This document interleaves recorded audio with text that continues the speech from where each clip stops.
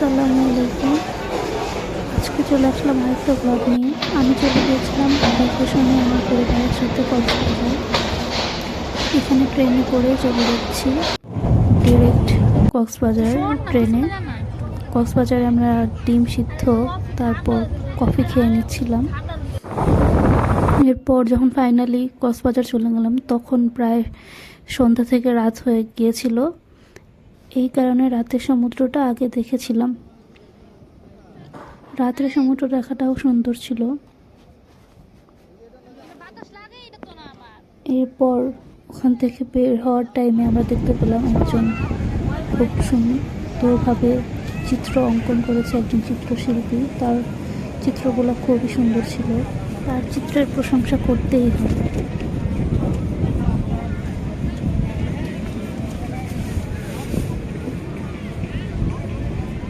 এর পরের দিন ঘুম থেকে উঠে আমরা সকালবেলা চলে গিয়েছিলাম সমুদ্র দেখতে। একদম পরে যখন খুব মানুষ কম ছিল তখন আমরা নিজেদের মধ্যে এনজয় করছিলাম।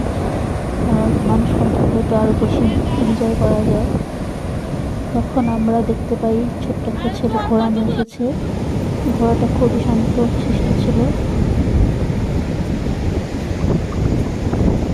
এই ঘোড়াটা নিচ্ছিলাম সূর্যের মাঝে হাঁটাচ্ছিল, খুব সুন্দর লাগছিল ঘোড়াটাকে।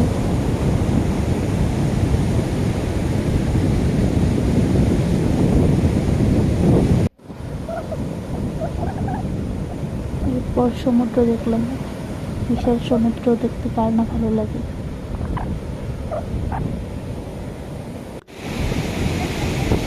এরপর আমরা রিক্সা করে যাচ্ছিলাম হিমছড়ির উদ্দেশ্যে। তখন রাস্তার মাঝে এই সুন্দর জায়গাটা চোখে পড়ল এবং সেখানে আমরা সেখানে 5 মিনিটের জন্য সময় কাটানো। জায়গাটা খুবই সুন্দর ছিল, একদম মুভির মতো। তারপর এখান থেকে দেখলাম একটা ঝর্ণা। আমি আসলে বন্যার সময় গিয়েছিলাম তো, তাই ঝর্ণা দেখার সুযোগ হয়েছিল। এটা ছিল ন্যাচারাল একটা ঝর্ণা।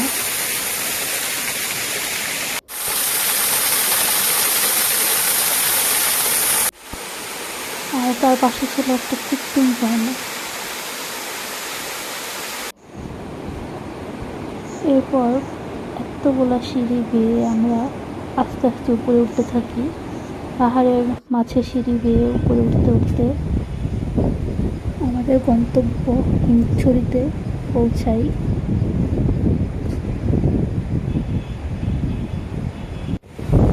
এই সেই হিমছড়ি, খুবই মনোরম একটা পরিবেশ।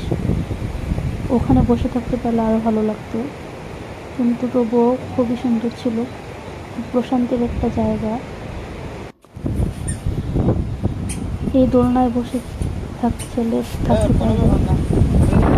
এখানে দাঁড়িয়ে পুরো সমুদ্রটা দেখা খুবই সুন্দর ছিল।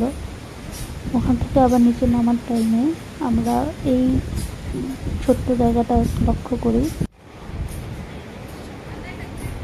পাহাড়ের উপরে উঠা থেকে নিচে নামা পুরো জায়গাটাই খুব সুন্দর ছিল। এটা ছিল হিমছড়ির উপর থেকে ভিউটা।